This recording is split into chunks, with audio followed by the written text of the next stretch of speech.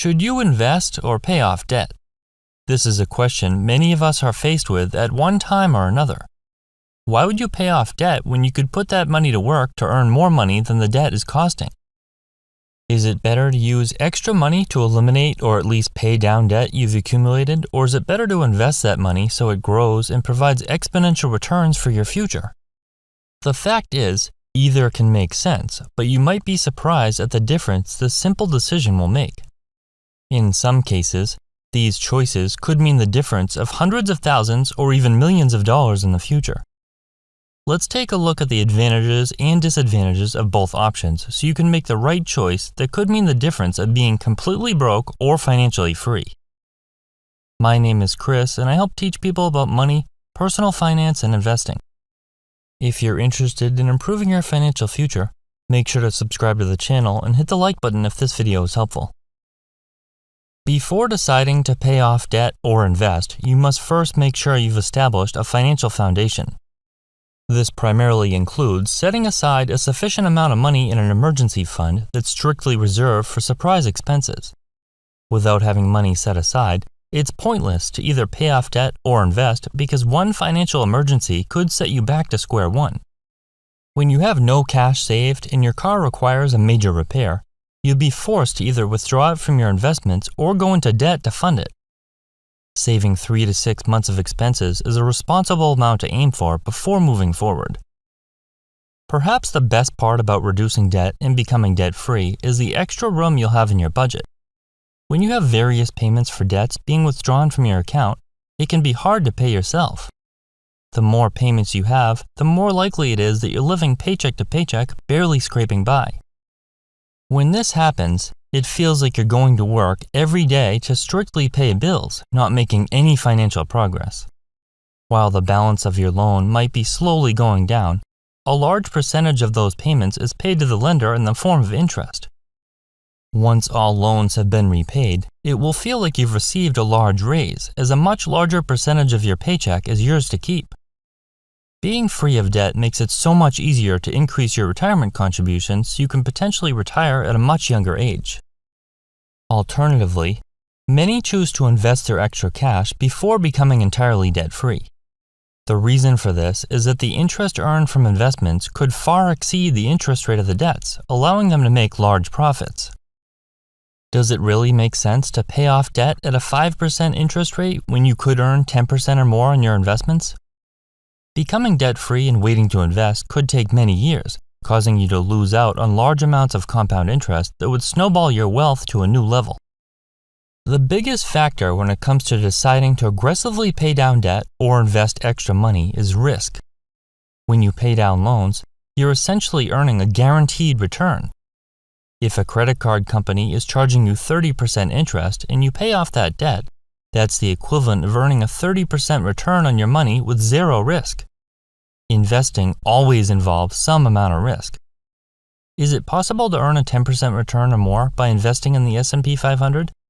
Yes, it is. In fact, according to Investopedia, the S&P 500 has averaged over 10% per year since it first began. However, there have been times when the market has had a negative return. In the year 2000, the S&P 500 returned negative 10%, followed by negative 13% in 2001 and negative 23% in 2002. After that, there were some profitable years until 2008, when it returned negative 38%.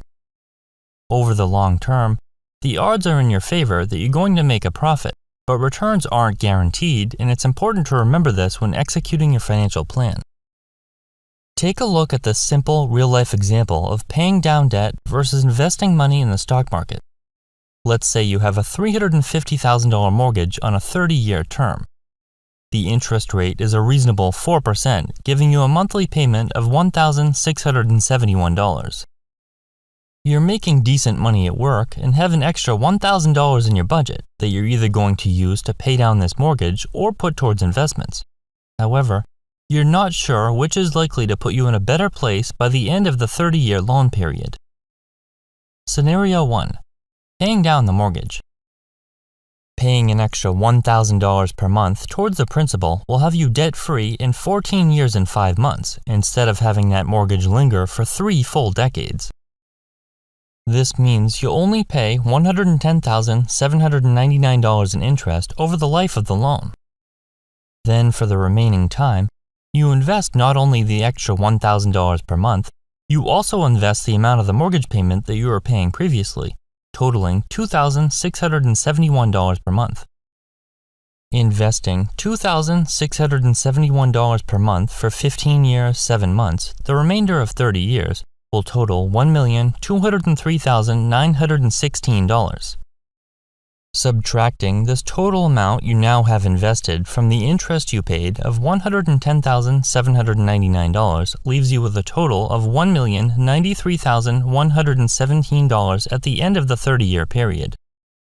Put simply, this equation is your total sum accumulated minus the amount of interest you paid. Scenario 2. Making the minimum payment, then investing. Now let's assume that you only pay the minimum payment on the mortgage and invest your extra $1,000 each month.